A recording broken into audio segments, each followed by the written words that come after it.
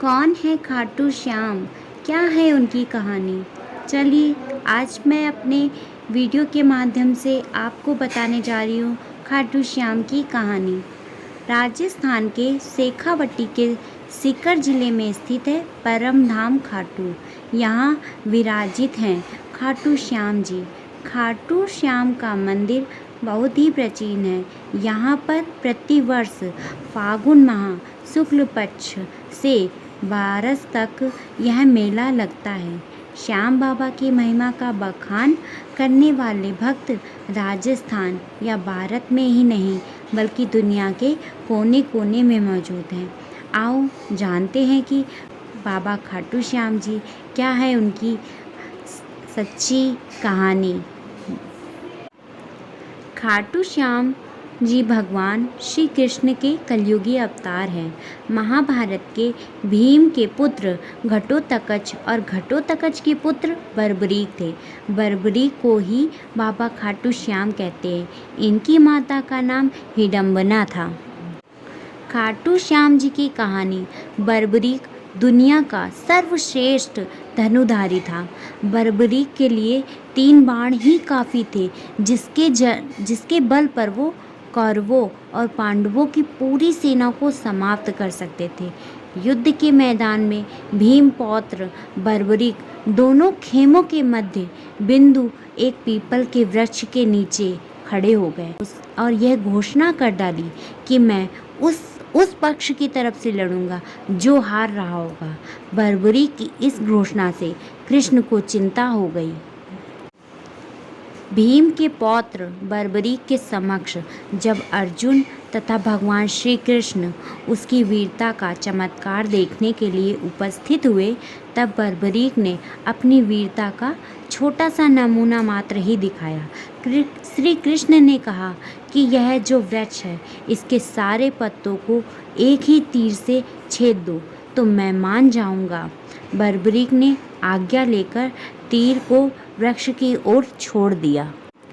जब तीर एक एक कर सारे पत्ते को छेदता जा रहा था उसी दौरान एक पत्ता टूटकर नीचे ज़मीन पर गिर पड़ा।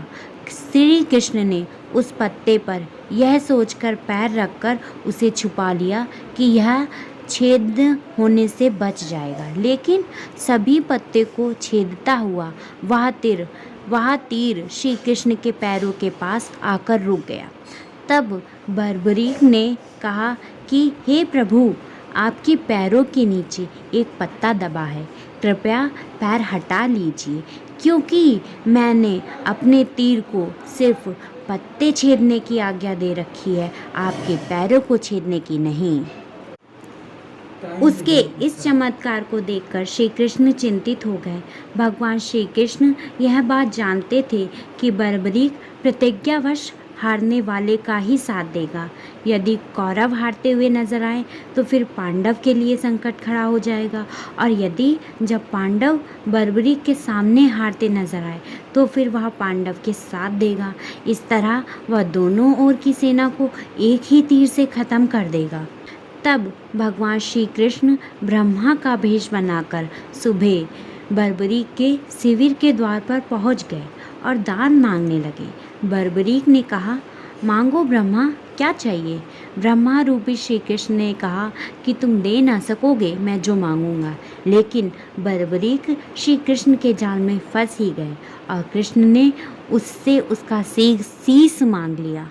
बर्बरीक द्वारा अपने पितामह पांडवों के विजय हेतु स्वेच्छ के साथ शीस दान कर दिया गया। बर्बरीक के इस बलिदान को देखकर दान के पश्चात श्री कृष्ण ने बर्बरी को कलयुग में स्वयं के नाम से पूजित होने का वर दिया। आज बर्बरी को खाटू श्याम के नाम से पूजा जाता है। जहाँ कृष्ण ने उसका शीश रखा था उस स्थान का नाम खाटू श्याम है। जय हो बाबा। बाबा खाटू श्याम से जुड़े कुछ प्रश्न। पीपल के वृक्ष के एक पत्ते को अपने पैर के नीचे किसने दबाया था। खाटू श्याम जी को कलयुग में पूजे जाने का वरदान किसने दिया था। इस प्रश्न का आंसर आप मुझे कमेंट बॉक्स में बताइएगा। और आपको हमारी वीडियो अच्छी लगी हो तो हमारे चैनल को लाइक एंड सब्सक्राइब जरूर कीजिएगा।